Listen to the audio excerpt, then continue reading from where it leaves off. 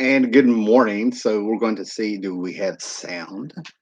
The YouTube app on my phone, YouTube in general, combined with the internet the last couple of days, has me wondering if you can hear me before we start the show. So if you can hear me, let me know. Then we'll move on. Assuming you can hear me, I'm going to say that the last week, I put up two videos and I mentioned yes, we can be heard. We have Eric Breen out there, and we have Gretzky out there. Hey, cool guys. So, but if over the last week, I've put up two videos, and the response to the videos were really cool, man. I mean, it was just simple, showing some books, telling little stories and stuff, and went well. But unfortunately, as I mentioned those videos, I was pretty sick during the week, right?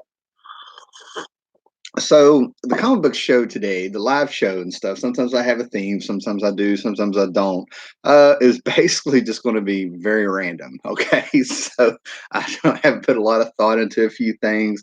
I played around, and today is going to be a day where I clean up house and play around the comic book room. Unfortunately, every time I play in the comic book room, you can go to my Instagram where I'm Howler Mouse, or Facebook or sometimes and stuff like that. And I end up making a bigger mess, finding some books from yesteryear and playing around with them. Last week it was The Tick. I was like, ooh, my Tick books. And I immediately ran over here and got my magazine bags. And I'm like, I need to bag these. And you get really distracted, right? This is a dangerous room. And it's been in disarray for a while now, and I can't take it. Okay. So some of the things I'm probably going to do in the future, and I really do mean in the future here, is that I really want to talk about this Bendis Justice League, right? Um, I have some problems with it, but it's not exactly the stuff that we've heard over the last 5 years with characters changing, being replaced, and all the isms out there, stuff like that. It's not political to me. I'm looking at it like it's a waste. Now, for you guys that don't know what I'm talking about, the Legion of Superheroes has got the big returns coming. There's this big reboot coming, and it is a reboot. They're trying to say it's not, but it's a reboot. But it just kind of breaks my heart that Ryan Sook, according to some articles I read, spent months redesigning some of these characters, and I'm afraid it's going to end up being a waste. And DC is really pushing it because I saw where Bendis was on one of the late night shows or something. Not the Tonight Show, the other one with that Seth dude. I barely watch any of those and stuff like that. So later, late night, whatever, and stuff like that. So if anybody's interested in that, let me know, and I'll do a video of some of my thoughts and stuff. Cool. We got 5 people in here. It's coming up, and some things we're going to talk about right off the bat here. If I want to show this off a little bit, but part of growing up and getting the comics and stuff is when you would see um, superheroes sort of branch out a little bit, and you would see them in toy commercials and stuff, right? The big two, probably that's going to register with people who weren't around for the Migos in the '70s, if you can remember those and stuff like that, was Secret Wars and Superpowers, right? Total. The whole reason for those two miniseries was to be a big commercial for the line of toys coming out, and they both ended up becoming something special. One more intricate and sophisticated than the other, if you will. One where Jim Shooter took the opportunity to say, okay, yeah, I know we're doing the Secret Wars for a toy line, but he ended up making this great Doctor Doom story, if you will. He made it very cool, some great art, great stuff like that. Then you had like the Superpowers, where I will never forget that Saturday morning where I'm half paying attention to the cartoons, the doors open because the sun was bright and stuff like it is right now and stuff like that. And I turn around and I see a Dr. Fate figure. I think it was like the second or third wave of those toys coming out, and there's a Dr. Fate figure, and I'm just sitting here having the most surreal moment because Dr. Fate was not a household name, and there he is on the television. Really surreal and stuff, right? So a lot of people who ended up getting comics branched out. You had Star Wars toys. I know some old school guys who still have their Megos, collect their Megos, get custom Megos, and then you had the Star Wars toys, which was a phenomenon. And then you had just a wave of like Masters of the Universe, Sectars, all this stuff came after it. And you come to find out that some comic book guys had their hand in designing those characters and stuff. Bart Sears was with the Cops cart. Well, Bart Sears helped design Cops. You may not remember it. It was a short-lived cartoon and a short-lived comic book series. I think Kirby had something to do with Centurions and stuff like that. I've heard. I've never really looked to see if that's true, but you know, it was just all fun and everything like that. So over the years, I ended up as having a bunch of toys and figures over the years. 2000, yeah. Secret Wars is a total chore for me to read. Shooter's Dialogue ruined it for me, even at 10 years old. That might have been the era. I've read some Shooter stuff where he was long in the tooth, but I also grew up reading Roy Thomas long in the tooth. And it's not really a defense for them, but I tell you what, I turned a lot of people, young guys, on to Squadron Supreme by Mark Grunwald that came out in '85, and that first issue just seemed to overwhelm them. They would actually sit there and be like, "Oh my God, there's so much information in there," and the recap stuff was a double-edged sword there, William. You know, I mean, I don't know how long you've been collecting and stuff. Good morning, Mastodon Comics and Collecting is out there. But the recap was a double-edged sword. If you've been following the comics, your first reaction was like, you kind of breeze over that or skip it, wishing it can be more comics. Yeah, Squadron Supreme, awesome.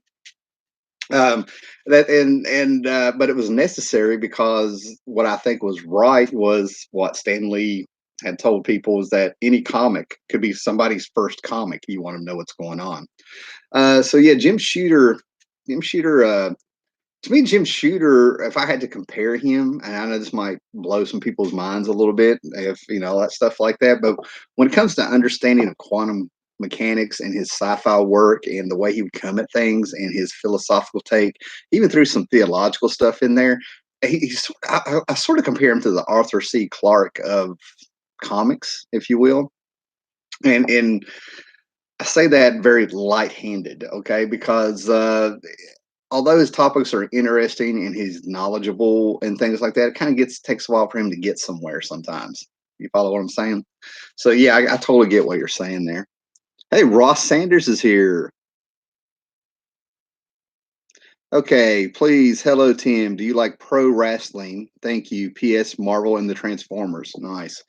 Yeah, Marvel and the Transformers. Do I like wrestling? I grew up on wrestling. I'm of that era where I've always talked about I love when I grew up when it came to pop culture and wrestling and things like that. Um, People are coming in and out. It's like somebody heard wrestling and stuff. Guys, real quick, thumbs up this video, share it, let people know we're here and stuff like that. Throw out some questions. Like I said, we're at the Random Comic Book Show. Who knows how long we'll be here today? But yeah, I grew up on wrestling, and the reason I got into wrestling was because of the stepdad. There was this guy. I'm serious. I think this is like when I was 5 or 6. We moved to a neighborhood in my hometown that as I got older, I found out was like the ghetto of. We moved to the worst neighborhood at the time ever. We're talking like a 6-year-old little girl got her eye poked out with a stick. For real. She just came running around the trailer. It was a trailer park. It was bad. Yeah, it was like a swampy area and stuff, underdeveloped and everything like that. Mud everywhere. You had to walk half a mile to, well, maybe half a mile to the bus stop. And getting to that bus stop, you were on your own. Getting off and getting home, you were on your own. And I got the crap beat out of me, right, by by 2 guys. And one I'm ashamed of because I was in first grade and there's this kindergarten kid who was seriously, I'm not exaggerating, he was like this weird giant with a vacant space in his eye. And he just sort of had an eye that kind of turned in afterwards. He was a scary looking kindergarten kid, and I'm like a whole 60 pounds and stuff like that. He would get off the bus in front of me, just be waiting on me. And he was strong and silent. Like he was more of like it was so weird. He was like a statue come to life. He was so emotionless, seriously, right? So we got my butt was handed to me, right? And then you had dogs running around. We had wild dogs running around. I mean, I swear I could take this show and make it Sunny in Philadelphia, this trailer park, and turn it into the original Sunny in Philadelphia. You know what I'm saying? So what happened is I got battered by 2 guys who would hide behind their dad's Harley, and these 2 kids, and they were I remember their names, and they were quite older than me. They said, and they just pelted me with mud balls and stuff like that. And I went home and I was going to get my bow and arrow and go kill them for real. And I got stopped, I was crying, got put in the bathtub and all this stuff. And so basically, what happened was is I got set down. I got set down in front of the TV on a Saturday morning and made to watch wrestling. Now, the stepdad watched wrestling, and I just couldn't get into it. It was, I was just too young, whatever. And I remember one of the first things I saw was Freebird. I want to say it was the Freebird versus Junkyard Dog. I don't know, right? But I do know that Saturday morning was a match where Kevin Sullivan was turning into a bad guy. Now, for you guys have to go way back because in the 70s, Kevin Sullivan was like a golden boy. You know what I mean? Golden boy. So all of a sudden, he's got a red bandana on. He's messing with the guy. He's not going right at him. He's messing with the ref. He's getting the crowd all mad. He won't fight the guy, but he'll stick his leg into the ring just long enough to break up the 10 count. And for some reason, this clicked with him. Then he got in and beat the hell out of the guy. I stood up, didn't say a word to anybody, walked out of the trailer, walked straight across to, his name was Paul, found Paul. And my little brother, I think he was like 3 or something, but he was still wearing a diaper, and that's all he went out in, and he could still talk, right? He follows me. He is following me, and I go right up to Paul. Paul looks at me. Now, this is a guy who stole my Boba Fett figure, too. He took my Boba Fett figure. And I went, you know what I mean? He already beat me up. He took my Boba Fett figure after I said he could borrow it. I went and told his mom. It's just a whole story, right? So I go up to him and I just pelt the guy. I beat the shit out of him, and I cracked his tooth, and his mouth was bleeding, and I put him in a camel clutch. And then my little brother in a diaper gets up in his face, points a finger at him, and asks for his little brother. And I'm like, I'm sitting here holding this guy in a camel clutch, and all of a sudden I'm going to big brother mode. Big brother mode. I'm like, you're not getting into a fight. He hasn't done anything to you, and all this stuff, right? So yeah, after that I was a wrestling fan, and in the 80s was 80s anime and porn. The best stuff's from the 80s, I contend. Now, seeing the stuff go mainstream in the 90s, I had people who sat there and would say, so they're all of a sudden they're into wrestling and stuff, right? Even when my son was born, he was all wrapped up and swaddled, and we were looking at them through the mirrors or through the window and stuff where they keep the babies, right after they're freshly born. I'm looking at them. My son is kicking so hard that everybody made jokes about it. It's all the wrestling I watch. In the 2000s, Monday night was our night to come over and watch wrestling. I could have up to 20 people in my apartment watching it, and it would always break out into a huge wrestling match. So yeah, I love wrestling, liked wrestling. I got out of it around 2005 to 2009. It was a slow decline, and now every now and then I'll kind of check it out to see what's going on. But I end up watching old shows of WCW's, Saturday Night Wrestling and whatever I can find from the 80s on YouTube every now and then. I'm subscribed to a couple wrestling channels. Okay, what we got here was a shithole. I'm Britain, by the way. Yeah, it was a shithole. Actually, I ended up there in 2000. We had a client that was going to move out who lived in a trailer with her two aunts, and and she was moving into a group home. So a bunch of us went down there to help move her stuff, and the two aunts had mentioned to me that they lived there probably since the late 60s, early 70s. And I said, hey, I lived there from like 79 to about 82. They told me to get out of their trailer because that was the worst time to live there. When they found out I was there, they just kind of looked at me and they were like, you get the hell out of here. And they would not let me come back in the house because I was of that era. Taskmaster. Yeah, I was a heel. Yeah. Big Roddy Piper fan. Loved him more as a heel than a face. Roddy Piper, man, was a freaking phenomenon. I mean, everybody talks about Hulkamania, but Roddy Piper did that speech in '96 when Hogan was with the NWO. And what was great about this big promo he cut, whatever he cut on Hogan in the middle of the ring, was great because it was true. There would have been no Hulkamania without Piper as the bad guy and stuff, right? And Piper was a genius. He never got pinned. That was the thing. And he hardly ever wrestled. You know what I mean? I'm a big Goonies fan, and we all know about Cyndi Lauper's Rock and Wrestling, and she had some videos with the wrestlers in there and all that stuff. Roddy Piper was awesome. I didn't know I was a fan. Ric Flair and Piper did their job. I hated Ric Flair, right? But there's something about Piper that cracked me up. You know what I mean? Those two guys did. I didn't know I was a fan of either one of them until years later, and I'm like, they did their job. Naughty bully bastard. He was make him humble, Tim. Yeah. Oh, I had to get humbled. It went to my head.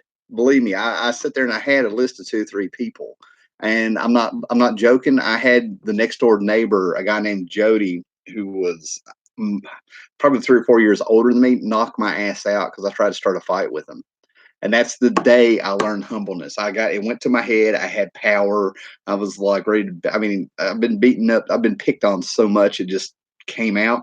And I'm not joking. He asked me not to fight, not to fight. I punch him. He looks at me like, oh man. And I just get clocked. I seriously wake up on his couch with him sitting there at my feet looking at me, and his dad sitting there just looking at me like this, going, "What's gotten into you, Timmy? You need to quit this." He went all daddy on me. You know what I mean? And that straightened me out. So I had about 2 weeks where I was just freaking giving out receipts, man. You know what I mean? A little kid doing this, right? So yeah, I got humbled. Maybe I got drunk on being able to defend myself. That makes sense. It's like I had to have permission to do it or something. I don't know what happened. And the last fight I was in was when I was 22, and that guy walked away with. I wore my combat boots all the time. It was the 90s, and he walked off with waffle marks on his face. I was fresh out of the military, and I did not start that one. I actually held back on him. 85 to 2005 was good for wrestling. Yes, it was. That was fantastic. Yeah, it really was. I hated seeing yeah, I mean, we lived through history where Vince McMahon was killing the territories and taking all their talent and stuff. But the competition, the variety, you just never knew what you were going to see. Seeing people jump from company to company and seeing what they could do with them, it was a good time, man. And obviously we paid for it years later. I was the only one in my class who had a satellite dish. My schoolmates gave me tapes to record the shows that ran off British TV on Sky One. That was around 91, 92. Awesome. ECW, and I meant British. I got you, Ross. Bret Hart was beginning to become a big star when I was watching. I remember Shawn Michaels going heel, Sergeant Slaughter going back to face, Team Attack saw Jim Duggan. I was there for the fall of the original ECW. That theme is still my ringtone today. Well, I can say a lot of stuff about ECW and stuff, but going back to about 83, the rich kids, had the great big huge satellite dishes, right? And the stuff that was going on in Texas around 83, probably already going on with the Freebirds and the Von Erichs was so good that we didn't get it around here. People had their satellite dishes, very few people back then. But that stuff traveled by word of mouth, and people knew about it. I knew about the Freebird Von Erich feud a decade before I got to see any of it and stuff, right? So that's what I mean. These feuds were built up over time and stuff and became personal, and they did a really good job of, even though you might know the stuff is scripted, faked, or whatever like that, they did just enough where you were like, well, damn, maybe it's not. You know what I mean? You were like, they did enough to make you doubt it or make you believe. I love wrestling so much that I sat in class one time and I came up with a dice game of wrestling. I made a ring that was a grid, and you would roll the dice for initiative. You would roll the dice to lock up, and then you would roll the dice to see what would happen. If you threw somebody out of a square in the grid, you started all over and stuff. And we played it for weeks. I wished I'd freaking kept that game and merchandised it back in the day. As far as ECW, I worked in a group home in the 90s, and I had a lot of night shifts, 11 to 9 in the morning. And I lucked up because on the satellite dish, I could find ECW at 2 or 3 in the morning. It moved around a lot. So watching ECW, man, that was awesome. That was a shot in the arm. And everybody ECW earned its reputation the old fashioned way through merit. You know what I mean? Through that show. You wanted more. I knew it wasn't going to end. That was the thing. When ECW hit, I can't explain why, but I knew people couldn't beat themselves this bad. They couldn't do that to their body. Brian Pillman ended up dying around the time that I found ECW. All these things were starting to come out, and I knew you better soak up every bit of ECW you can because it's not going to last. I just knew it. So I knew there was something special here. I still have tapes from the 90s, VHS tapes from the 90s. I was one of those guys. We even talked about going to Philadelphia, which is like a 6-hour drive from here, and joining Taz's school. I was like, I'll be a manager. I'll just be a manager. And my gimmick will be, as soon as you turn your back, I'll jump on your back and bite your ear off. We loved it. Bret Hart, yeah, Bret Hart. I was so happy to see Bret Hart rise in fame. And out of the Rockers, I thought Marty Jannetty was the better wrestler. I didn't understand why Shawn was there. I thought Shawn was there to help, just help Marty Jannetty. I thought Marty Jannetty was going to be the guy who broke out of that and stuff. So when Shawn Michaels showed up at that first WrestleMania with Sherry Martel for a Intercontinental match, and he came out and he did his first pose in his white outfit and his mullet and dangly earrings, and he did his first pose, I was sitting here like, I thought it was going to be Marty, man. Yeah. Um, break his, yeah. That camel clutch worked, man. I felt bad about his tooth. AWA and NWA. Yeah, we got cable in 1985. So I got to see the AWA when their best wrestler was a guy named Harley Davidson, who looked like General Custer, and they had just made Jimmy Snuka the world champion. That's the first time I saw it packed. I think we had, I think I watched about 6 episodes, 6 weeks of AWA. They bring in Snuka, and that was the first time I saw a packed arena on TV for the AWA. NWA, I wish they were still the NWA. Yeah, Smoky Mountain promotion by Jim Cornette. I was there for the first. My timeline's a little off here, but I got to see the beginning of that. That actually was just filmed 3 hours from where I live, and I actually think I saw one of the wrestlers. I'm trying to think what his name is. He's African American, but I think I actually saw one of his wrestlers walking through Johnson City one time, and the guy ended. I want to say it was Benjamin. Could it be Benjamin Shelton? It seems like it's going way too back. Maybe it was D'Lo. Anyway, I saw one of them, one of the gangsters or somebody walking through Johnson City one time. It was very odd because I just watched the show, and it was almost like, a couple days later, I'm like, he's walking through town. Early 80s wrestling magazines were a lot of fun. I'm going to have to change the title of this show to the wrestling show. I'm down for this now.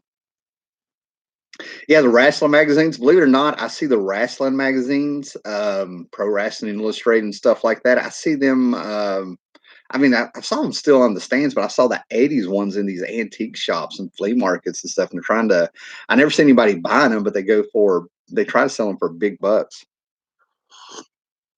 Scott Connor, foreign object Mullins. That's hilarious. I think I was going to be Mr. Meaner. Yeah, take that in, Mr. Meaner. That's what I came up with. I demanded respect. You were going to call me Mister.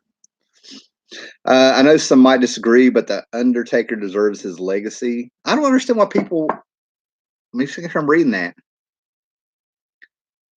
I don't think anybody would. I don't know anybody that would disagree with that. I don't know anybody that hates the Undertaker. Keep the tapes cause the copyright music on the WWE DVDs. Yeah, yeah. Shelton Ben, that might have been him. I don't know. Benjamin might have been him. I don't know. Wow, that was cool, man. But yeah, wrestling, growing up with wrestling, man, it was a good thing. It was an outlet. Brought people together. There's been a few shows. I've actually got pictures of me. I met Mick Foley. I have pictures of me with Sandman. Why am I going blank? Sandman and the franchise, Shane Douglas. I mean, it's amazing how many wrestlers I met over the years. I met more wrestlers, um, you know, just by running around than I have ever met any of them. Weirdest thing I saw years ago.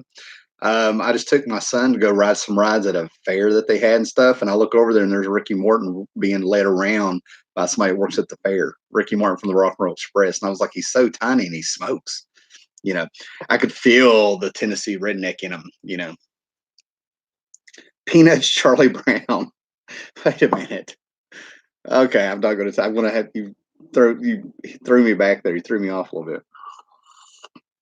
But the wrestling comics that came out were so bad. I'm like, what are they doing? It just maybe I'm realizing some of the stuff that came out that was cheesy. I also remember the WWF ice cream bars that came out where they actually had a cookie with it's like a sandwich bar. It was more of an ice cream cookie, and they would they had this cheap little print of a wrestler's face on there. Like, what are they doing? Oh man, but I was talking about action figures and stuff, right? And there were the WWE action figures. Throw out some more questions if you want, guys. This is hilarious. I'm losing people. I guess they're done talking about wrestling. They're like, what the hell is this?" But the action figures and all that stuff. But I ended up the room that I have here and stuff. Oh, here we go. Seeing Paul Jones' army and Hector Guerrero getting along at a gas station made me realize it was fake. Yeah, yeah. The kayfabe was broke. Because WWF was on Sky One, the Eurosport channel briefly got the rights to European Wrestling Federation. It was terrible. They had a French guy called Flesh Gordon. I'm not surprised. Oh man, yeah, Flesh Gordon. Paulo, you probably know this. Flesh Gordon. He got that. That name is not unique. They had a '70s movie come out that was we'll go with satire of Flash Gordon called Flesh Gordon. He probably showed it at stag parties. And I've seen it, man, and his ship was very phallic, like a phallic symbol, if you will. You know, with the YouTube algorithm and stuff, I don't know what'll get me took off here and what won't. Hans Jerkoff too. Yeah. Scott Connor knows what I'm talking about. Okay. All right, let's break this back around, man. All right. So part of the thing about comic book collecting is you would end up getting the toys and things like that also. It was like this is when it was very new and unique, right? You know what I'm saying? It's you're yeah, right there they are. You have your toys and stuff, right? They were obviously making money, that's overseen. But then when that was new and stuff, there's nothing like seeing these shelves. I mean, it used to be shelves and rows of Star Wars toys, no exaggeration. And all of a sudden, you started getting these superhero toys and stuff, and they weren't the best. They honestly, they weren't the best. You can see them, um, but what happened is you accumulated this stuff over time. Ross Sanders, I don't know what's going on, but every comment you're making, I'm having to hit show. Yeah, he's saying, have also seen G.I. Joe on the toys that made us. Oh, I see why. Okay, you got a word in there. That's why they had to get me to approve it. They should have made a Terry Funk figure complete with a dog that was labeled egg thucking dog. Yeah, okay, we're going Dusty Rhodes there and stuff like that. And you know what? They did have a Terry Funk figure. I think it's maybe come out in the last 20 years, not back then. I don't know. I can picture one, but I don't know. But the egg sucking dog, yeah, yeah. You are a lover of chickens. I saw the promo where Terry Funk was talking. I don't know if he was talking to Flair or Dusty or who he was talking to, but he looked right in that camera and he said, "Let me tell you what you are. You are a lover of chickens." And I thought that was the most nasty thing I'd ever heard on television. I think I was like 7, 8 years old, and I'm just sort of like, what a filthy man. I was like so offended by saying that he was a lover of chickens. I was just, oh my God. Terry Funk, when he would pop up, I could see he made you believe. He was the one that made you think this, he was crazy. So anyway, so you would get these figures and stuff like that. You would start getting the posters, you would start doing things. And the thing that gets me about the 80s and stuff like that is it seems like comics made you creative. You would give it a shot. You know what I mean? It wasn't just the collecting, it made you do things. You would start drawing or doing things like that.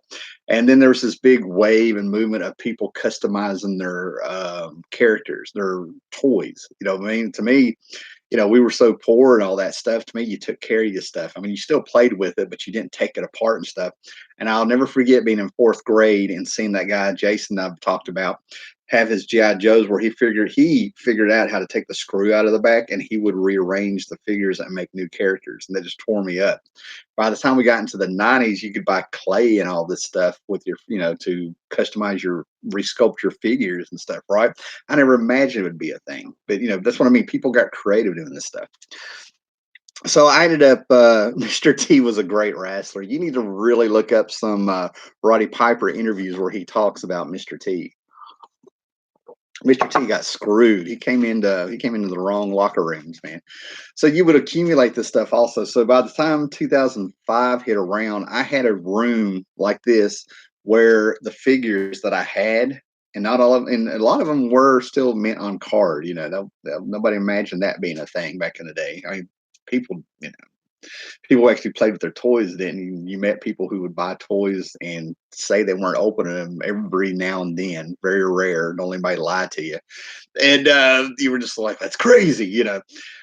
But by 2005, I had accumulated. I had probably more. I needed more room for my figures than my comics and stuff, right? And I had some stuff. I had something like a 350 piece Star Wars collection that I didn't really work on until Phantom Menace came on. It just kind of accumulated, or I kept it, or I'd find stuff. Right, I ended up selling it. I had to choose. It really came down to comics or the toys because So I sold a bunch of that stuff. I've held on to a few things. Don't get me wrong, but I ended up buying something here. Vince McMahon used a guest appearance in the A-Team to legitimize the WWF as mainstream entertainment. Try to remember. I watched the A-Team. I'm trying to remember those WWF appearances. Maybe I don't know. They definitely didn't stick. If you had them now, you'd be rich. I ended up selling it for like I think I got $500 when I sold it or something. Tim, did you ever have any of the Shogun Warriors? Yes, I had Raiden. Raiden was my Shogun Warrior. I know where two are now for over 150 bucks, but every time I try to talk to the guy about selling them, I don't think he wants to. They're at Spookables. I had Raiden. Raiden was the toy. If I ever came close to worshiping a false idol at 4 years old, it was Raiden, the Shogun Warrior.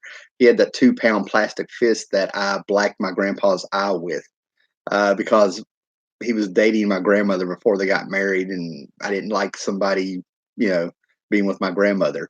So on Christmas, I'm sitting in the middle of the floor and I'm playing with this Raiden. I don't know anything that's going on around me. I've got uncles and all that stuff. Everybody's around me. There's a picture. I have pictures, okay, of this, right? And I'm sitting there playing with this. And as soon as he walked through the door, I somehow had the aim of Bullseye from Daredevil to where I got him right in the eye with it and stuff. And I carried that freaking toy around.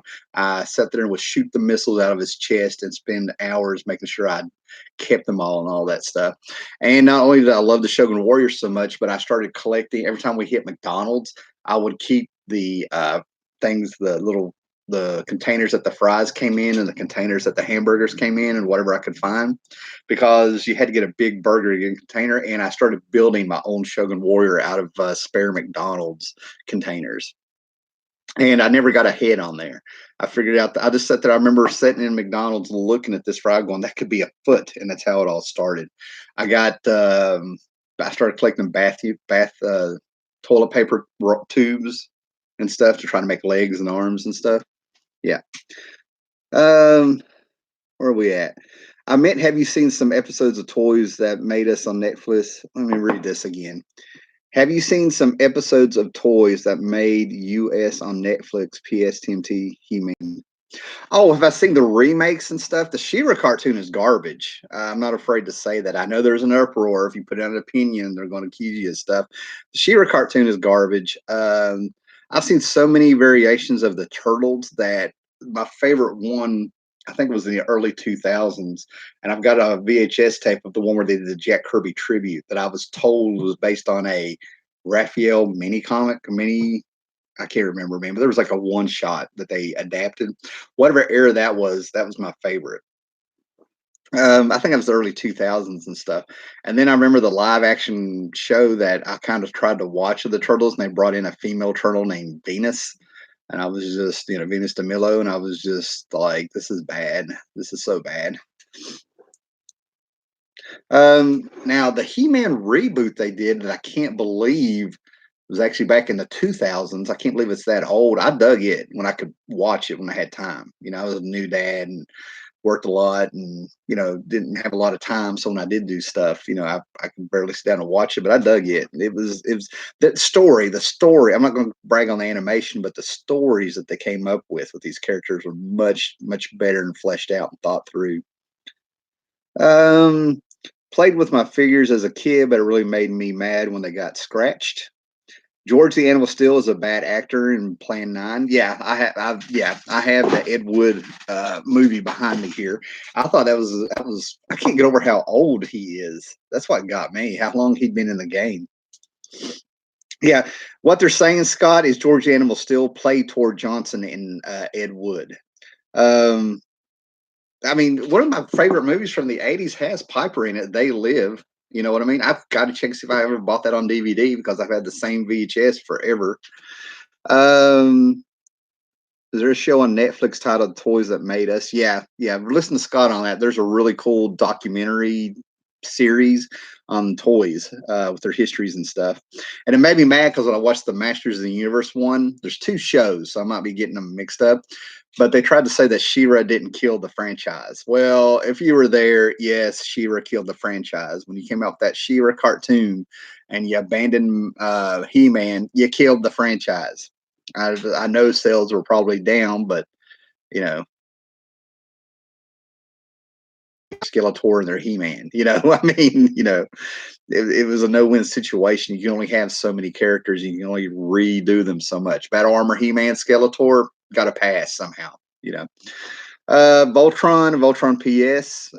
My brother loved Voltron. He lived with his grandmother, and he got the good toys, the expensive toys, all year round. I'd get a bike at Christmas from that set of grandparents. They were step grandparents, but they were his real grandparents. So yeah, he got all the good toys.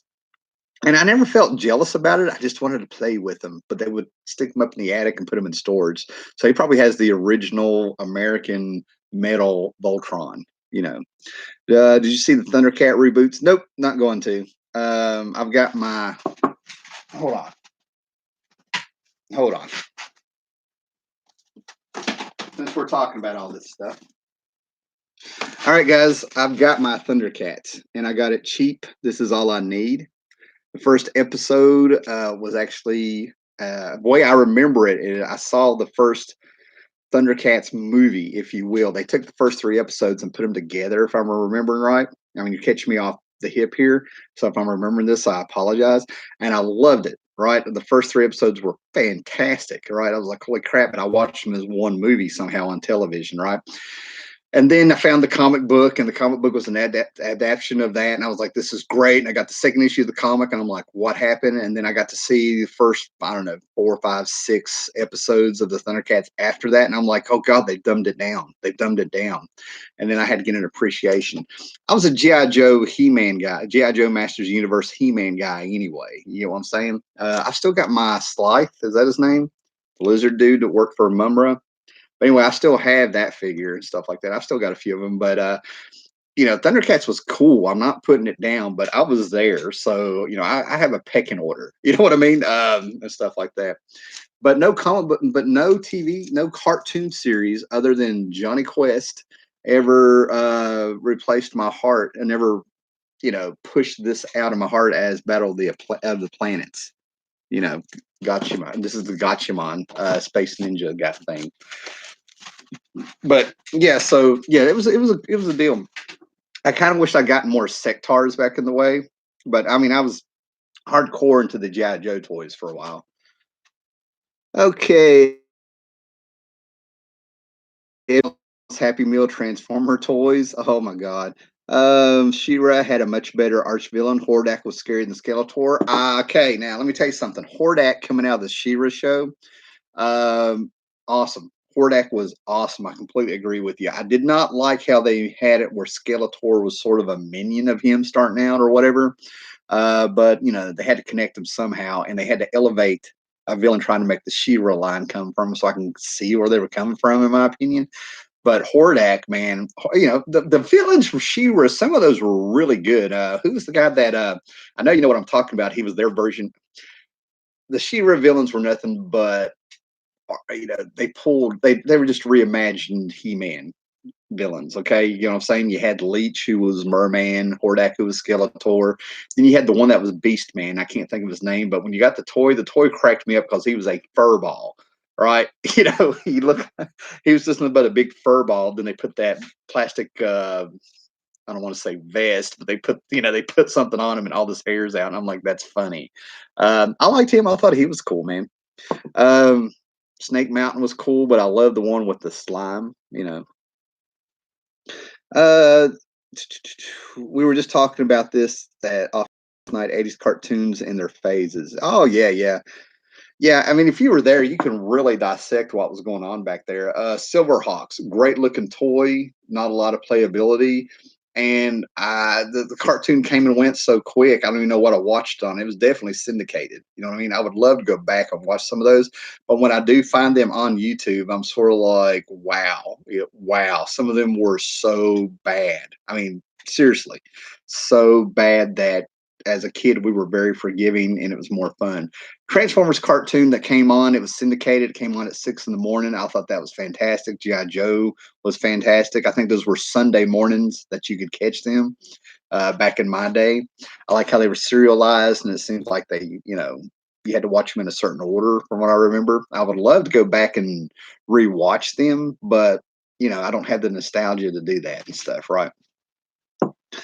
Um, I was yeah, the Japanese uncut version versus the U.S. version of Battle of the Planets and Gatchaman. I highly recommend the uncut version if you can find them.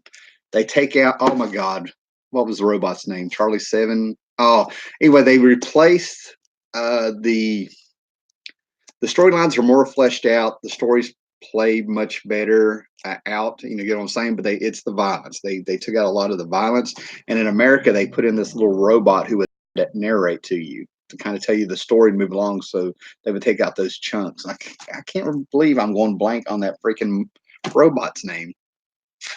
I'm gonna have to take away my Battle of the Planets card. Anyway, um, I was a huge Scooby Doo fan as a kid. Oh, I was. I mean, in the late, probably when I was 4 and 5, Scooby Doo ruled the world. That and Captain Caveman with his teen angels. Scooby Doo was on everything. Laugh Olympics. Oh man, I was a Laugh Olympics dude. I like the bad guys though. That's what got me. I love the Crystar figures. Was hoping they would have lasted longer. I've got the 12-issue miniseries, and the Crystar figures look cool. The Tron figures look cool. The Crystar figures look cool. The way they would play with the plastics, and and make them sort of translucent a little bit. Things that look like they were made out of crystal and stuff.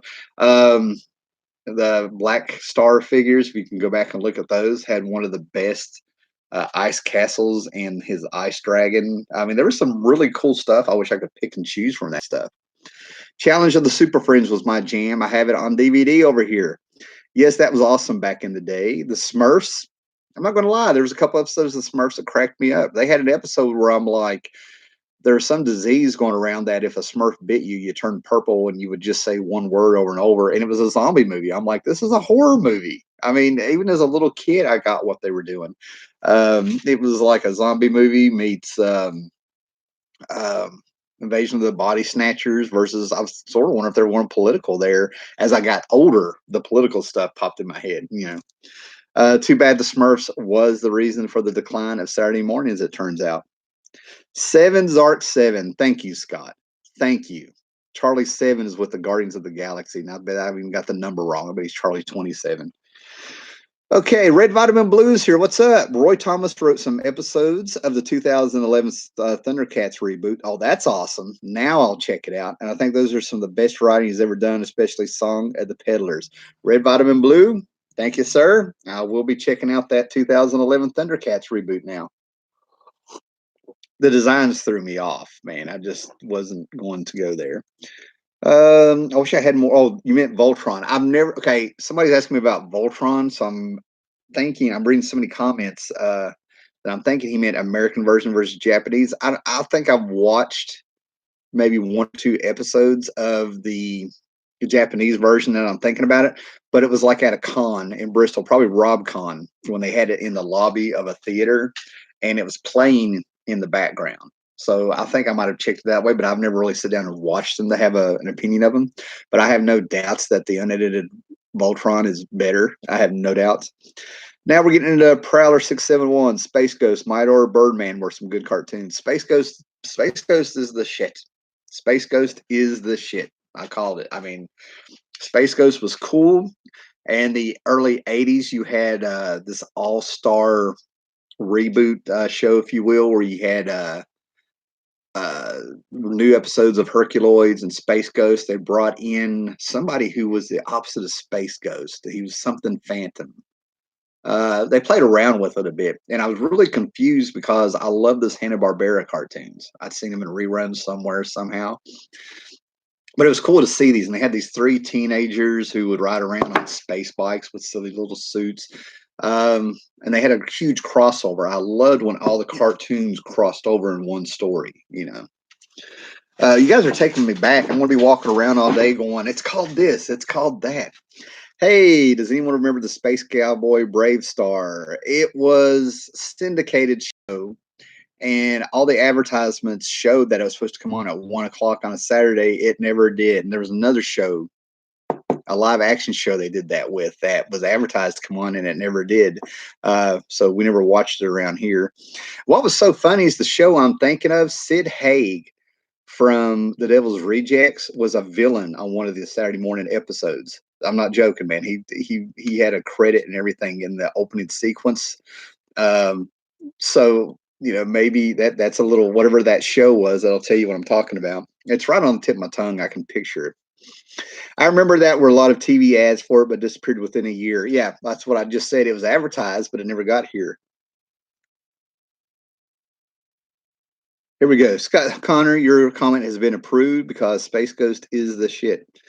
Prowler is in the house. Prowler 671. Spider-Man 1994 and Teenage Mutant Ninja Turtles was changed in my country to Hero. Thundar. Oh, I was big on Thundar. Thundar is the show that turned me around on Jack Kirby's work.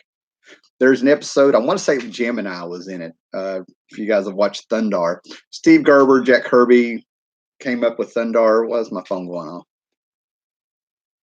See what's going on, guys. Okay. But anyway, so Steve Gerber and Thundar came up with Thundar. Ukla the Mock was, the initials for UCLA, you know what I'm saying, stuff like that. But there was an episode where, I mean, I love that post-apocalyptic stuff since I was a kid. I've always been drawn to that. Caveman, anything that goes primitive, even if you blow up the freaking world, right?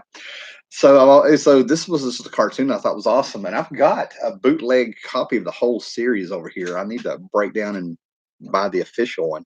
But anyway, but Thundar came out, and I realized it was Jack Kirby doing the designs because there was an episode. I want to say Gemini was the bad guy, right? Which to me was a hell of a character for a Saturday morning cartoon. Jason of Star Command. That's one Sid Haig was on. Scott Connor got it for me. Thank you, sir. But there was these little people, a village of dwarves, and I finally looked at their costumes, and they had the Jack Kirby squiggly lines on their outfits. So it took me 2-3 episodes, but I would sit there and I'd be glued to the credits. When the show would go off and the credits went fast, and I'd be hunting for Jack Kirby's name. And it was that show that had me stop. Maybe it was my age too, my maturity, but Jack Kirby art scared the crap out of me before that. And for something, and then Thundar is one that made me the fan. All discussions having me want to pull out my Gigantor DVDs for a Gigantor marathon. Yeah, I think it's Gigantor where I finally saw some of the unedited episodes, and I about flipped out when I'm talking about Gigantor is the black and white 60s cartoon of Gigantor, the giant one, if I remember right. And US was the bad guy. Yeah, I was sort of like, well.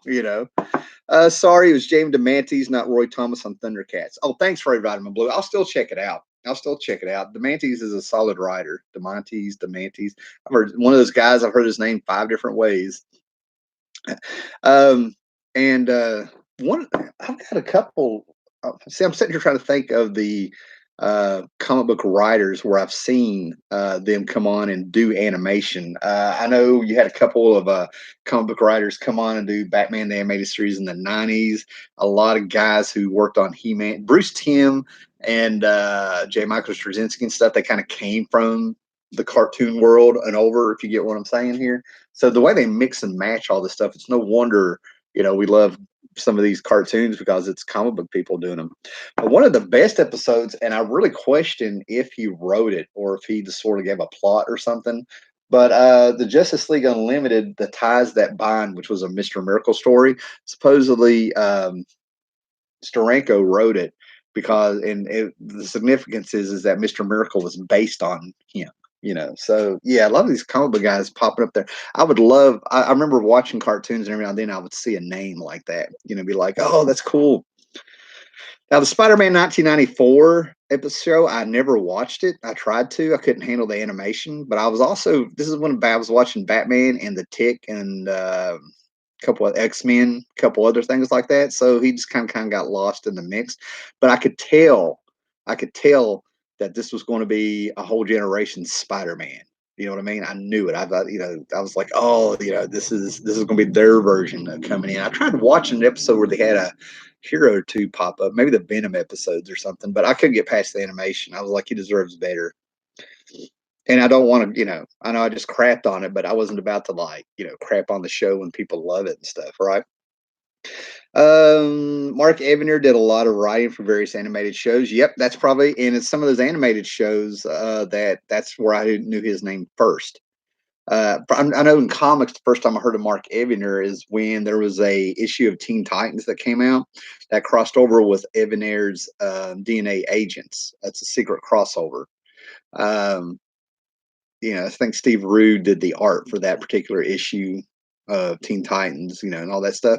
But after I saw Mark Evanier's name, it was then I noticed him working with Sergio Aragonis. It's like I knew the guy's work, but I didn't. The name just never stuck. You know what I'm saying? Akira from 1988. I have it on DVD. I heard about Akira after the fact. You know what I mean? I'm not saying I came on late. It's just it took a while to spread into the rural areas, if you will. I heard about Appleseed first, if that tells you anything, before I heard of Akira. You know, and I was not. Don't get me wrong. I never. I make this clear. I like what I like. Like I like Battle of the Planets. I love Nausicaa when it came over here as Warriors of the Wind. You know what I mean? Before we even knew what Studio Ghibli was, I liked what I liked. I was not a fan of most of it. I couldn't handle the mouths. I couldn't. There's a lot of stuff I couldn't handle watching it.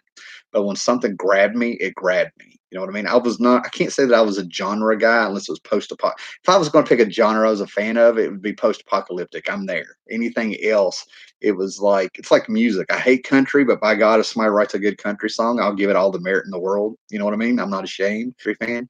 That's how it was with we called it. I don't know what I know it's anime, but it was actually called Japanimation. Uh, Even though that's the wrong terminology, in my opinion, is what ended up being called because no internet. You know what I mean? But Akira, oh man, when I finally watched Akira, man, that motorcycle pulled me right in. Amazing stuff. And I'm going to throw out there, I think anime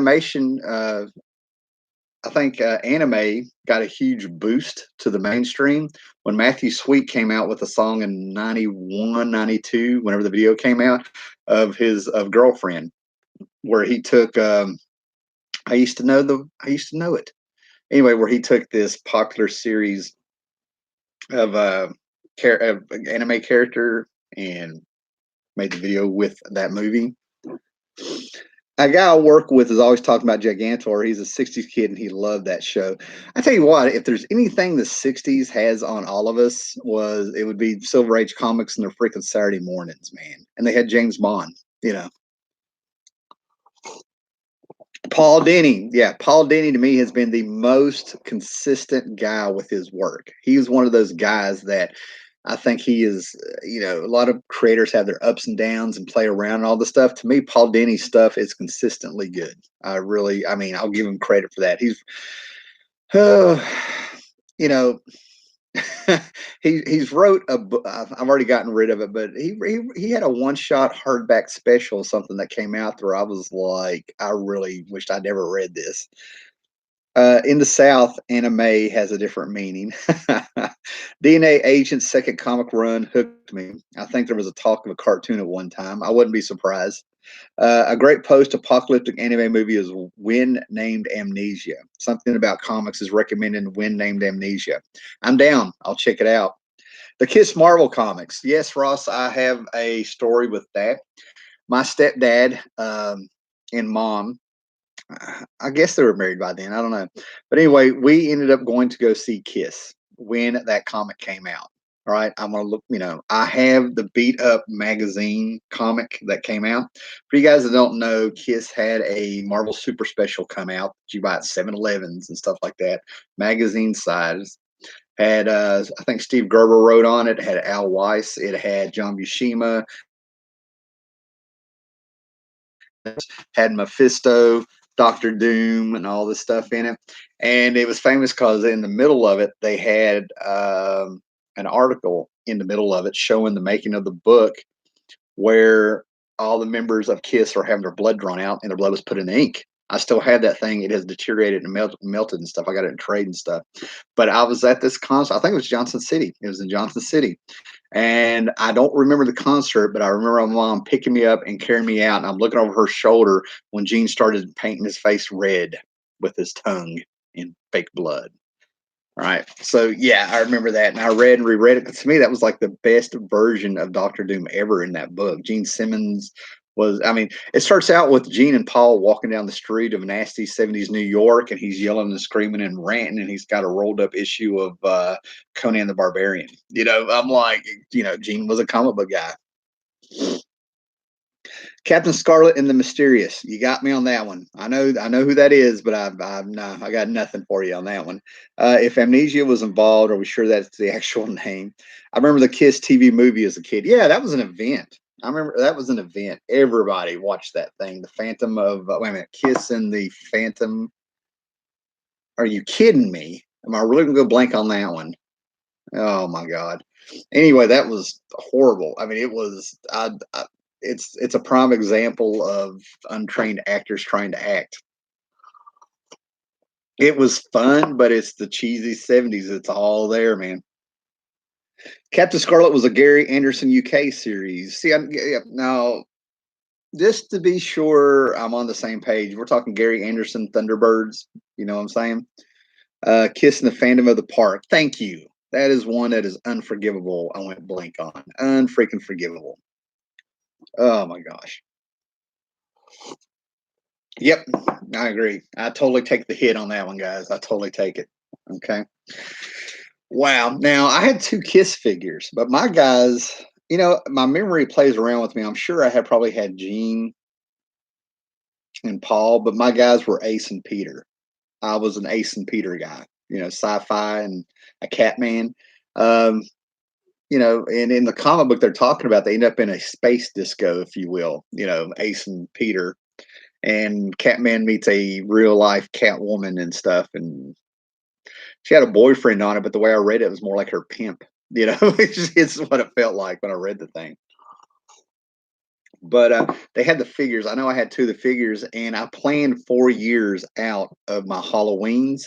That was one of the few times my stepdad would actually sit down with me because he had his room plastered in Kiss posters, probably that came out of the records and stuff. And I think he got one or two of them at the concerts and stuff. And he had a spinner rack, and then he had his record player and 8-track player in his bedroom in this little trailer and all this stuff. So he would paint me up, and I'll never forget him sitting there telling me I did not have the nose to be Gene Simmons, but I had 4 years worth of Halloweens all planned out of which member of Kiss I was going to dress up as. Yeah, GPAP wouldn't be happy about that. Well, let's not tell him. Gene, Paul, Ace, Peter, I would hate to let him down on that one. All right, guys. So I was been talking about toys. We've gone off on wrestling and Saturday morning cartoons and reminiscing about the 70s, and that's cool and stuff. But I had a whole thing lined up where I was going to tell you I finally bought another figure. Now, I'll pick up something every now and then, Dark Knight Return toys or something like that when they're on clearance and sale. But I had to get this Jareth the Goblin King figure because it's an awesome sculpt and it's David Bowie.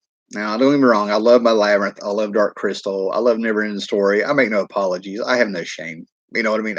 Zero. You know what I'm saying?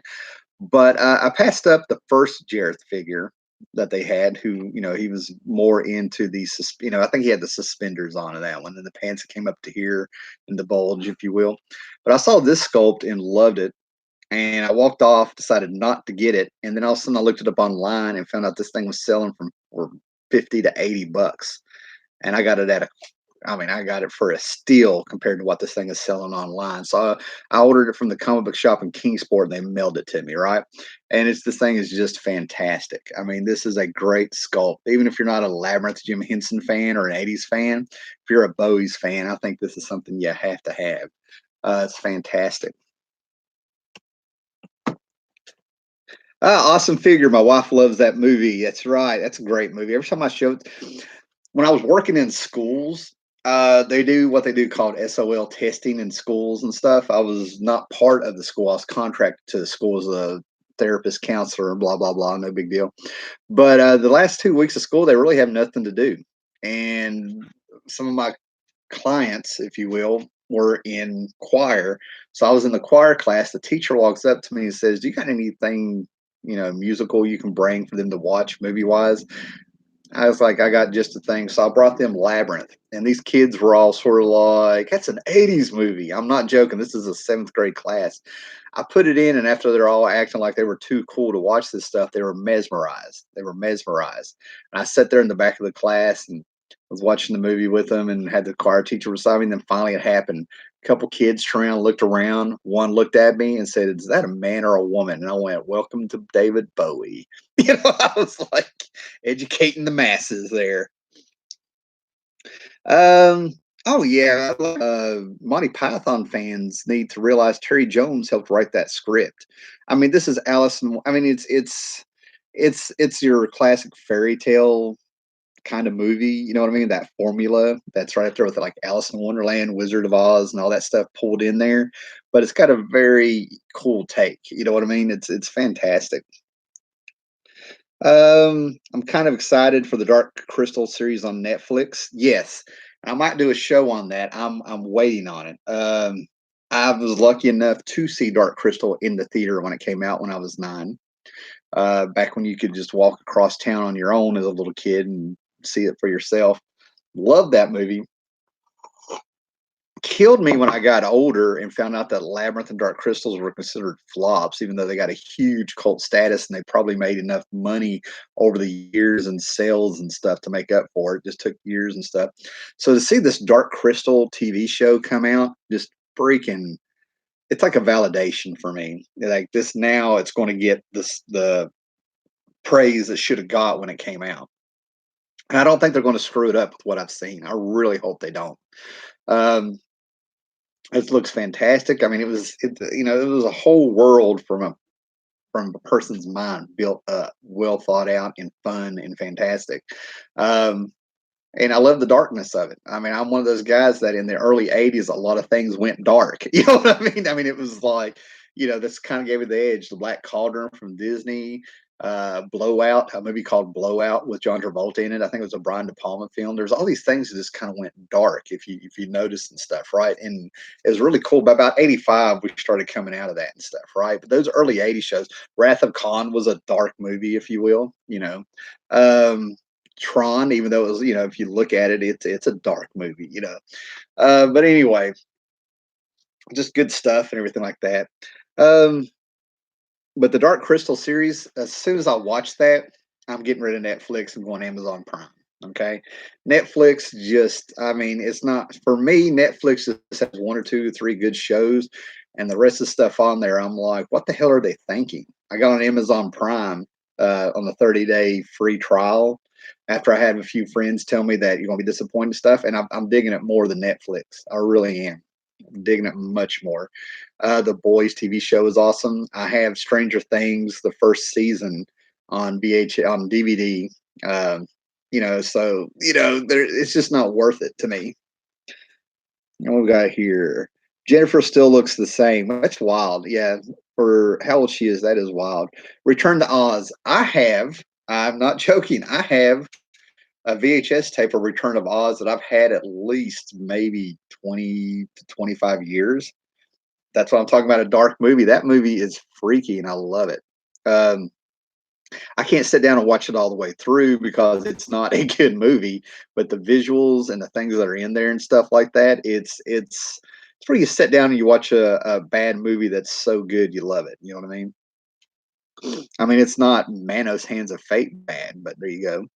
Excuse me, Tim, but will it be with puppets or practical effects? What I've seen, it's practical effects.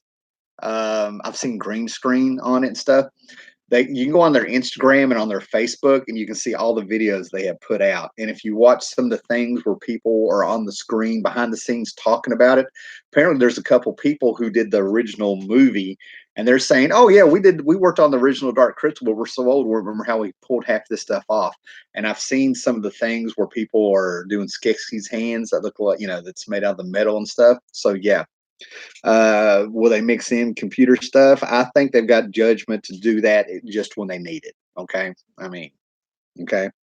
So I'm really excited about the Dark Crystal show. I'm trying not to build it up in my head. That and the Watchmen show coming out in the fall. Oh, I had them. Somebody, okay, Mastodon Comics. He's talking about Amazon Prime and Netflix. I had them both. Going to take a cancellation break from my Amazon with Disney Plus launches. My wife, kids have demanded it. You've been outvoted, sir. You've been outvoted. Okay, so the Watchmen TV show that's coming out. I found an article last night. I was having some problems bleeding.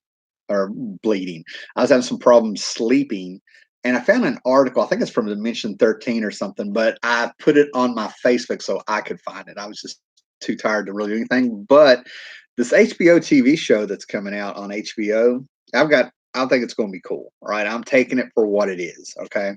Um, I'm not saying I'm going with low expectations, but I'm going to watch the whole first season to see if it pays off. Okay, I'm hoping it has a slow build. You know what I mean? Like it's going to pay off. It's going to pay off the longer you watch it. So I'm kind of expecting to be bored for an episode or two or something, right? But they're doing this thing where they're reprinting the role playing game from the 80s, and I think all the way up to 1990. The question number 17, where the question has a dream of meeting Rorschach because he's on a plane reading Watchmen, and the source book for the role playing game, the two modules, taking out the trash and who watches the Watchmen. I think it's just what it's called. Two of those. I have all those, and that thing is going to be for $49.99 or $39.99 when it comes out.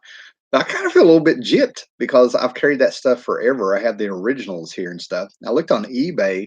Some of those things are selling for $50 and up. I'm like, when the hell did this happen? It had to have been because of this show. So the whole thing, I'm getting myself up for another Watchmen resurgence here. I'm just glad I have everything, and I'm kind of going to have to turn myself off from social media again a little bit when I see the word Watchmen because I've read Watchmen for so long, and I have talked to people who have, or like me, have read Watchmen and been immersed in people talking out their ass about Watchmen and stuff. So it's a double-edged sword. I'm going to love the Watchmen get some attention. I'm going to love seeing this show that's a sequel to the book, not the movie. But I've got to prepare myself for stupidity coming up. I'm like, just let them have it, Tim. Just let them have it. You know what I mean? I had them both. Okay. Enjoy Disney Plus while it's cheap. Analysts are already speculating based on comments by Disney employees that they're going to split the streaming platform so that you have to pay separately. Did I like Legion? Are you talking about the TV show, Ross? The FX TV show? So you're going to eventually have Disney, Lucasfilm, Pixar, Marvel, etc. as separate channels and pay for each. Yeah, there's a lot of stuff going on here. I got the Roku stick a couple months ago. I cut off all cable, satellite, whatever, back like in 2008, 2009 or something. And I'm not going to lie, I didn't miss it. This Roku stick is cool. There's a couple shows that are cool and some things that are affordable. I like not being locked in to paying a huge bill every month. And you can just keep it here and there. You know what I mean? Like you can get rid of it, do what you want, everything like that. But with Scott on this, with his comment and stuff, that's what where I'm out of it. You know what I mean? I wasn't immersed in this. It's like, I've stepped away from stuff. But one thing I have learned since having that Roku stick is everybody's wanting to get you to stream their little channel, get that app on your phone, get this and get that and stuff like that. I think it's about to get ugly with competition. And I'm not going to get into all that stuff, right? I have a huge DVD collection. I'm finally going to switch over to Blu-ray here pretty soon. The Blu-ray players are so cheap and stuff now, even though they've been out forever. I got a few Blu-ray movies sitting over here waiting on me. So never trust Hollywood on adaptations. Yes, it's a rare thing when you get a good one. And what I will say, and I think it's probably because of the directors and not Hollywood. About time on the. I'm assuming that's the Blu-ray stuff. So that segues nicely into Avengers Endgame. I'm one of those people that I push libraries on people. I don't understand why people don't check out more of them, even if it's not for the books, it's for the DVDs. You can just you check this stuff out, just like a thing. Alex and I will cancel Scott. Oh, there we go. Yeah, we're talking amongst ourselves. So I got Avengers Endgame, and I'm one of the many people that was able to take my time with it. Now I'm gonna go ahead and tell you, I skipped straight up until the part where Hawkeye and Scarlet Witch are on the planets. Here I go blank again. Not a good day for me, but anyway, where they're getting the Soul Gem. That's where I start the movie.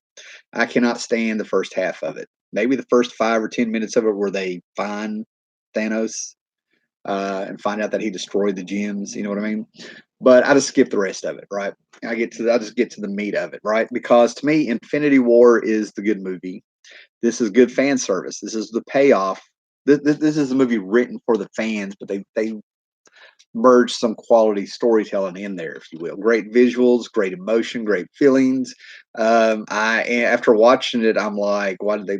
There's a scene in here that finally kind of got me, not because of the homage of the shot, but because they're sending you a message. In the first Infinity War, you had that awesome shot where you saw over the shoulder of Thanos of Captain America fighting back on him, and they replaced Captain Marvel with it. And that's when I was just like, okay, I'm finally on board with this not liking the Captain Marvel. That's one of that, but we can move on. All right. Okay. I found Howard the Duck in it. But what was so funny is after I found Howard the Duck hidden in this movie, I found it online that everybody else had already seen it. I was late on to the game and stuff. But there's little things in there that pay off if you know all of the movies before on there. There's little things that are little callbacks and stuff, right? So I kind of consider this like the ultimate fan movie. You know, I think they could have told a better story. That could have got off the Back to the Future jokes and just go on. You know what I mean? But they did what they had to do, and let's face it, man, even the fight, the great huge battle at the end of it and stuff like that, just so visually stunning. They did such a good job. I just know that when I was in the theater and it went dead quiet and I heard the Falcon tell Captain America that he's on his left, I was just like, they did it. And from there on, it's just freaking turn off your brain, eat your popcorn, and just enjoy it. They did so much good stuff in this. Pee breaks or not? No, no pee breaks. No, there's no crying in baseball. There's no pee breaks during a movie. I've suffered. I've suffered before. Yeah, I've done the pee run after a long movie. Didn't look that manly, but yeah. Do you think they'll have a part 1 and 2 compilation disc for the Avengers? Man, Pope Service the First is asking that question. I think anything is possible. It's Disney. They're going to make their money back. It's just if there's money to be made, I think it's a possibility that they will do it where they put them together. I don't know why they would, man, because that'd be like a 7-hour feast if they did that, because they'd have to throw in some other stuff, right?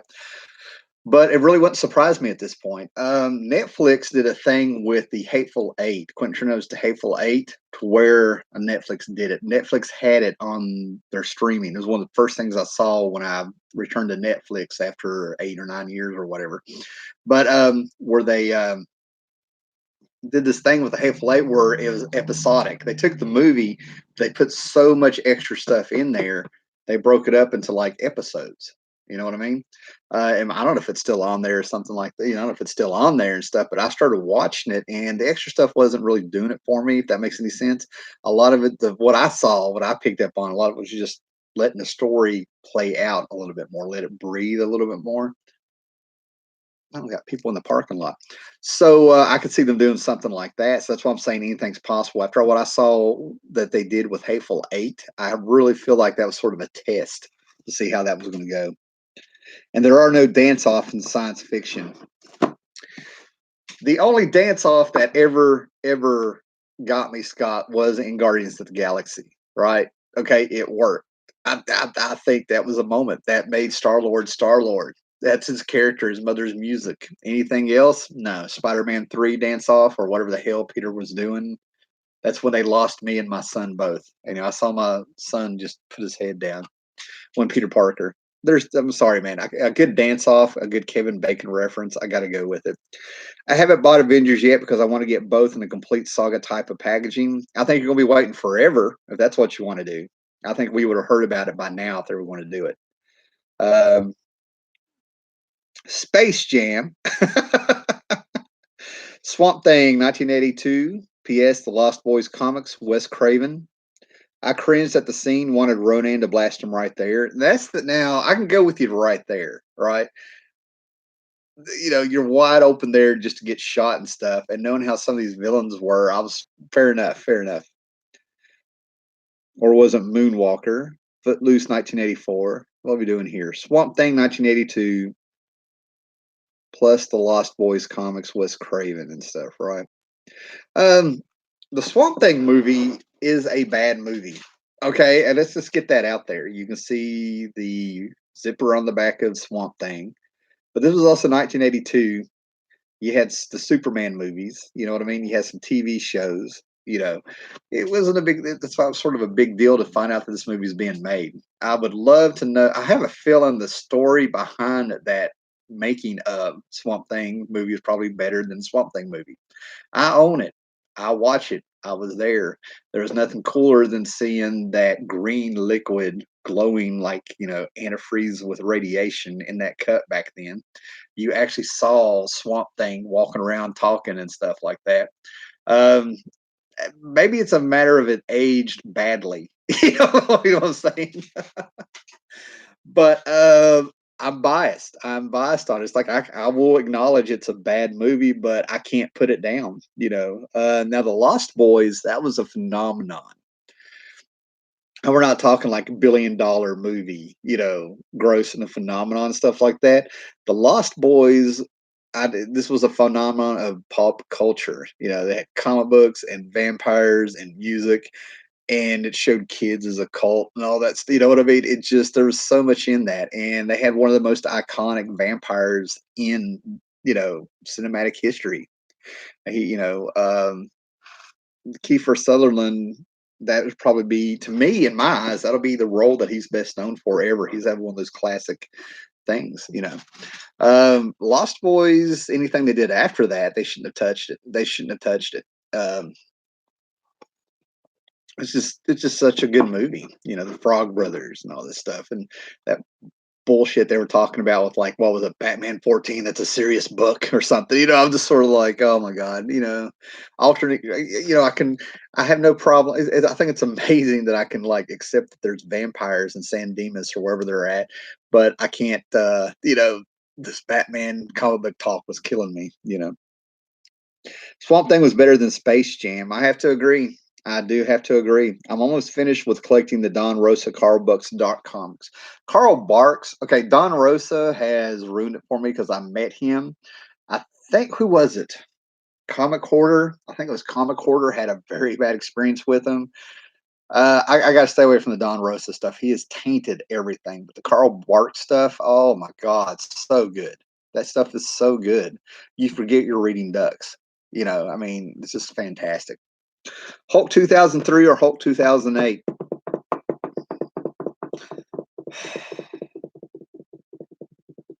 Hulk 2003 had its moments. Okay, there was things that when it got all epic at the end of it, whatever and stuff like that, I was just sort of like, what the hell just happened? But I'm gonna have to go with Hulk 2008. I really am. That's a tough one. I saw Hulk 2003 with my son, so we had our moment, but there were parts in it where I just sort of was like, there were some things that got right, some things that got wrong. But Hulk 2008, why do I might want to put that up? Wait a minute, which movie was that? No, see, Hulk 2003, I wish we could have kept the Sam Elliott General Ross because there was nothing like hearing General Ross give the order to give me a parking lot. You know, if you've seen the movie, you know what I'm talking about. The Joe Fix-It dance off. I can see that happening. That's what's bad. Sam Elliott is the voice I hear when I read Thunderbolt Ross comics. Yes, and I did too before the movie. Yeah, okay. I mean, I really do think sometimes there's a zeitgeist when we read these comic books and we all know who the actors should be. You know what I mean? I am not alone in thinking Jack Nicholson should have been, maybe it's a role they played that we can see them being that character. One Flew Over the Cuckoo's Nest told you that The Shining told you it should have been the Joker. Maybe that's what it is. Maybe we see them in these actors in roles, but that mustache with Sam Elliott and stuff, and the way he talks and stuff, he could get by being military to begin with, right? I always thought that Smiley Bone should have been voiced by Art Carney. I think that was the plan. I actually think Jeff Smith said something about Art Carney when it came to the Smiley Bone. DC animated movies, 90% good. 90% of them are good, I think. It blows my mind that one of the best Batman shows, movies, whatever you want to say, that you could ever watch is the Red Hood. I mean, I have them over there and stuff. The Green Lantern DC movies are underrated. I mean, they started giving us some variety, and people were only, the public, the people that buy the stuff were actually only buying mostly Batman and then Superman stuff, right? So we would have more variety if more people got out there and bought these things. But they've done some great stuff. Gods and Monsters, love it or hate it, they gave us something new. They experimented a little bit and stuff. I love it when Bruce Timm is involved. I think the best ones are the Bruce Timm era, those direct to DVD movies and stuff like that. Um, Mask of the Phantasm was a brave and very sophisticated cartoon movie that I wish I'd done better. Yeah, I can go back to the era that these came out in and see how they were new and original and they were taking a chance and trying it. How you'd never seen anything like that before, right? But DC animated movies, they're good, and love it or hate it, I think they demolish anything Marvel has tried to do. I really hate. I get this thing where I get we put DC and Marvel kind of against each other and stuff like that. They go hand in hand.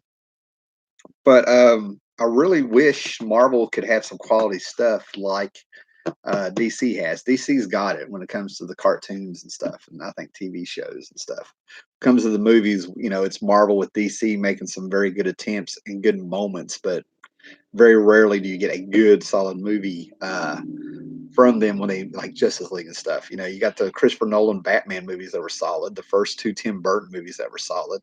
I'm sure if I thought of more there, Red was good, retired but dangerous. You know, I mean, some of the best DC movies aren't based on the superhero stuff. Just like the 70s.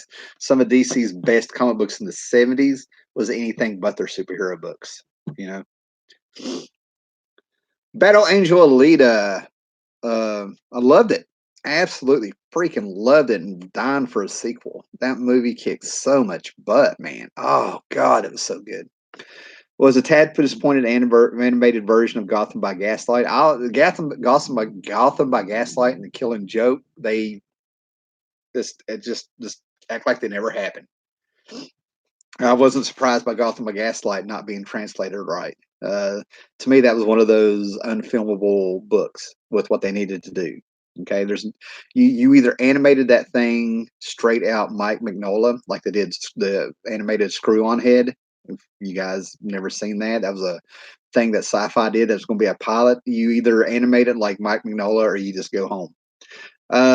Animated the Killing Joke. It's all been said. What was wrong with the Killing Joke? What the hell that first 30 minutes was about? I'll never figure out. It was horrible. Um, Matthew Roscoe. Sadly, I wished Mogo could be voiced by James Earl Jones. That'd be cool.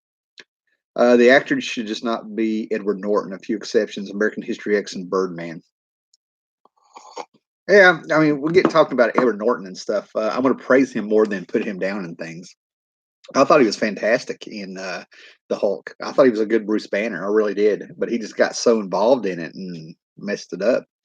Do you play video games at all? Image Comics or other indie comics. Screw on Head is one of the best things ever done in the history of mankind. Yeah, that and Kolgorth. Kolgorth and Screw on Head. I'm glad we have one episode each of those and they're not touched anymore. But do I play video games? I was the old school arcade guy, right? I shot more pool than video games. Okay.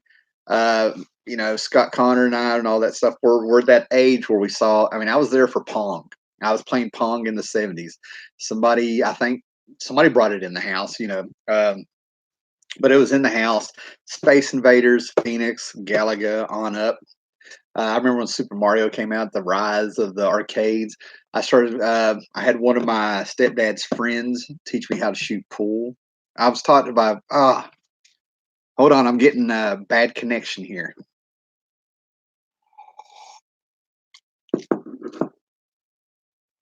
Oh, can you see me? There we go. Am I back? Anyway, but yeah, I was there at the rise of the video games stuff. I remember playing Robotron with the two joysticks and rolling the ball for Millipede and Centipede and things like that. There was video games that I got obsessed with and pinball machines and all that stuff. I shot more pool, but we had the Nintendo. Super Nintendo with Killer Instinct. Killer Instinct was the game where we would have people pile it up trying to tournament wise is what we were doing. That was the game that got everybody together when it came to video games. But we had the moderation, and I remember the Super Nintendos. I had the Atari, but I remember seeing a big difference in what was going on when video games, more and more people got them in their house. I remember seeing less and less kids playing outside, and I remember seeing not as many people hanging out at the mall when that was the mecca of where everybody was, things like that. So I do have a Raspberry Pi where I have like, I think it's 4,000 games, but I have all the, if there was a console that came out in, from Atari 2600 all the way up to Super Nintendo and the Segas and everything like that, I have all those games. I've been playing Pirates of Dark Water on Sega a little bit. Tetris, I keep going back to Tetris and stuff, right? And I can just, I can make Super Mario, my bitch all day long. So Malibu Comics. Okay, Image or other indie comics. I could talk about indie comics all day. I got videos on that stuff. Do you like Malibu Comics? Malibu is interesting. Um, I think their best thing was the Ultraverse. Is that right? Was that Malibu or was it just Ultraverse? Anyway, Malibu Star. I never heard about Malibu until Image, and then I know they came out with some public domain characters and stuff, Man of War and what there's just forgettable books, if you will. I remember Mr. Monday was a villain in one of these books or something.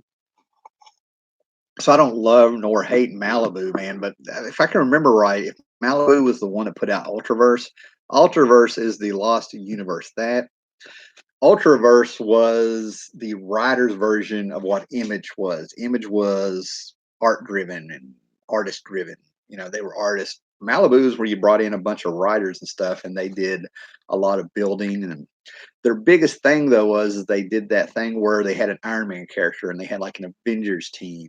The Strangers was fantastic. Maybe they were more of like a Defenders team or something. The problem was is they Sludge. They came out with Steve Rivera came out with Sludge, which is awesome, but that was a Man Thing book. You know what I mean? They sort of had archetypes when they should have. To me, they should have went on.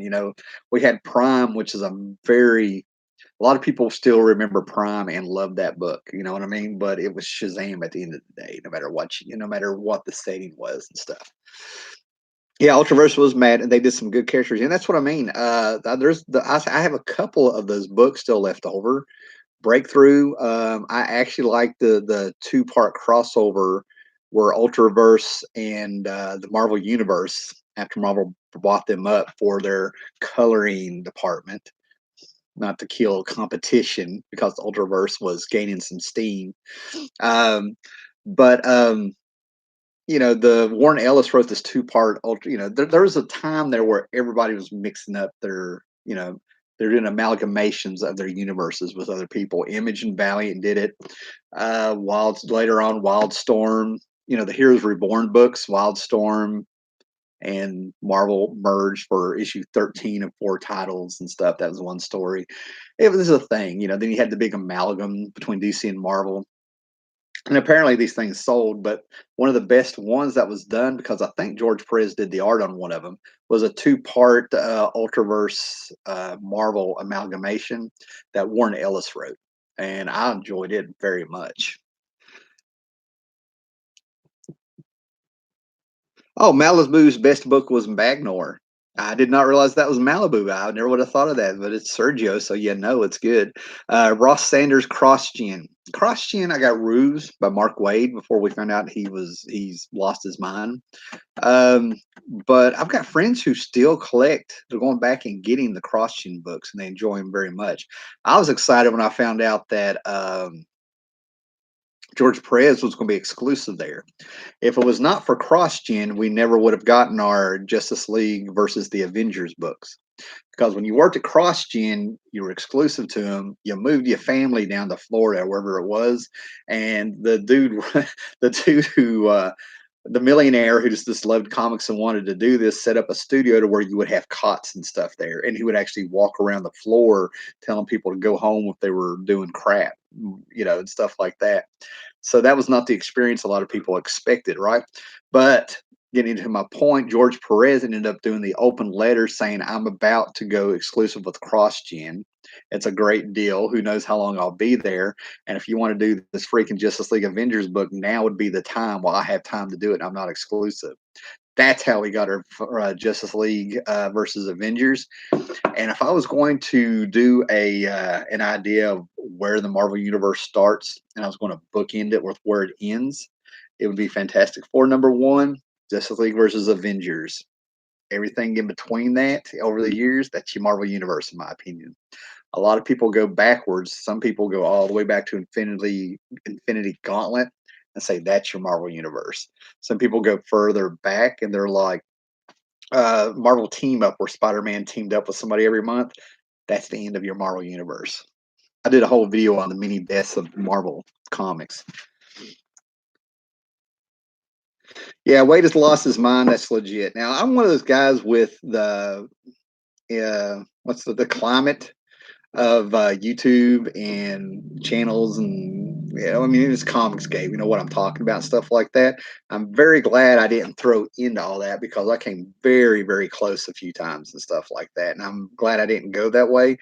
But I wished I could separate Comicsgate and talk about some of this other stuff because I'm serious, man. Some of this online behavior is atrocious, and instead of acting like, to me, it should be customer. You should be seeing it from a customer part. Do you really want to support somebody that treats their customers like this? It's still a business at the end of the day.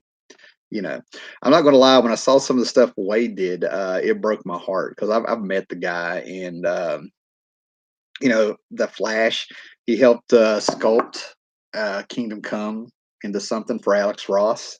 Funneled it. You know, that was Alex Ross's baby. Don't get that wrong. I've been going through some Wizard magazines, getting up all the Kingdom Come advertise, all the ads and stuff, and maybe a video in the future. So yeah, Dark Horse 2. Dark Horse. Wow, what happened to Dark Horse, man? I think all they got's Hellboy now. They lost Usagi Yojimbo. Dark Horse actually has a YouTube channel. And when I saw some of these young kids that they're putting at the forefront of running that company or whatever they're doing, I'm like, what happened? Dark Horse was a beast there for a while, in my opinion. Some of the stuff they did, they got put on the map with their Alien stories and Dark Horse Presents, then Alien versus Terminator, Alien versus Predator, and things like that. Watching Dark Horse rise, and then they had the Legends imprint, where it was just a bunch of guys saying this is what, you know, Image could have been. This is, you know, and all this stuff for, you know, putting their money where their mouth is and stuff. A lot of great stuff came out of there. A lot of great stuff on Dark Horse. You go, you know, rifling through their stuff in the '90s. And I know a lot of it was licensing and stuff, man, but they did some good stuff. Now Comics, that was the name of the company. And I'm not talking about the comics of today. There was a company called Now Comics that had Ralph Snart and Rust, which was a watercolor. The artist did watercolors with this character, and had the original Twilight Zone and Fright Night. That I'm not saying that has a resurgence, but I'm seeing people who it's not so much that they're collecting now comics, they're collecting a series from it. I know people who are ravenous for the Fright Night comic that came out. Just getting random stuff here. Y'all are taking me down here. Okay. All right. Now, one of the things I've noticed, I've been going, like I said, I was going through some Wizard magazines and I'm marking some stuff because this is just a plethora of stuff. But something I've noticed that it's finally created some doubt with my memory. As we get older, as I'm slipping, as I've done many videos, I'm glad I've documented stuff. Sometimes you'll talk about something and it's enough to where the memory goes in the background, you forget stuff, right? But there's been a couple incidents over the last few years where I got mad because I've had three major thefts of my comics over the years, right? And the main one that killed me well, it happened is the one where I just sort of noticed some of my boxes were not as tight with the comics inside of them, or they were lighter, and somebody had actually gone through my boxes and cherry picked what they want. I think I know who did it because of where I was living at and stuff. But there's no telling when they did it, or, and stuff like that. So I'm always like, I must have had that book and it was just stolen or something like that. And now finally, there was a book I was looking for. I was all proud to have it, and I felt like a little bit of an ass because I had bragged about having it. I was like, "Oh yeah, I got that." I looked up. I'd ordered my books through Gmart online. They sent me the original before they recalled it or something like that. So I get in my box and I'm like, "Where's it at? I can't find it. I can't find it." Well, it turns out I'm starting to realize some of these books I thought I had going way back in the day, I may not have had, all because of some articles in Wizard. This is the panel that got called out that got, I think, was it Al Milgrom? It got somebody fired. Is Al Milgrom because he took a bookcase and he says some derogatory terms about, I think, Bob Harris in this.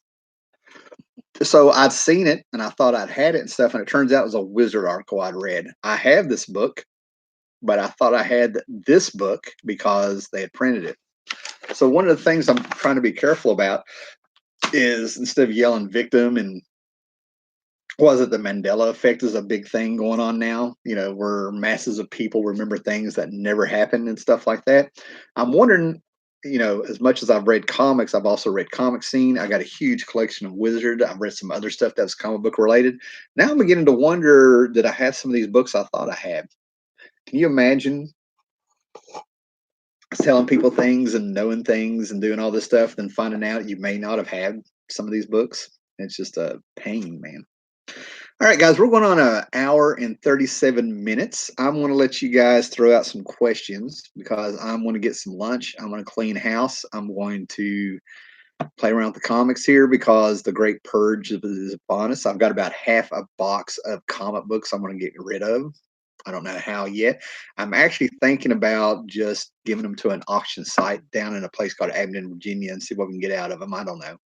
I know a few people who might want to buy them. I don't know, but I want to buy it in bulk. I don't want to do $1 at a comic book show. I don't want to, I just want to get rid of them because when I move and the move is coming, because I am engaged now, I just want to be ready. I don't want to have to rush and hurry up and try to pack everything and get out of here and stuff. Thus the mess and stuff, right? So, oh, somebody already jumped off here, man. Whew, okay, so like, thumb up, share this. Let me know. This was just a random comic book show. If you made it this far or something like that, and you can think of some topics to talk about over the next few weeks, I might have some time during the week to do an extra podcast, depending on what I get done and stuff, now that I'm feeling better and stuff, and the internet seems to be acting all right. We'll talk about it. I mean, I got a few ideas for things, but I got to do some digging to get this stuff. All right, guys. We're gonna give it just an awkward moment here while I drink my coffee. See if any more questions come in. The random show is the best. Awesome, man. Awesome. The problem with a random show on my end of it is that the interaction is key. You guys get in here and talk and steer the show and stuff, and we can bring up things and we kind of connect a little bit on some of the things that we're thinking about or watched over the past. So if there's not like a lot of people watching, a random show can just be painful for me. Yes, I like it. I like this loose feel and stuff and just pulling stuff out of nowhere and going down memory lane with you guys. We all might as well be sitting around a bar drinking beer while we do this, you know. All right, guys. Well, I think that's it. I got to get my day started now that it's almost noon here.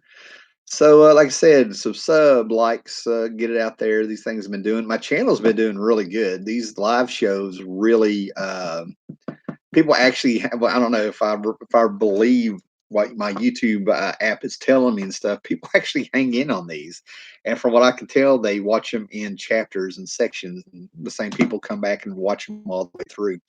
For a live show, the way I watch other channels with live shows and stuff, I'm really impressed with that. I don't care if it's three people doing it or one. I appreciate it. All right, guys. Later.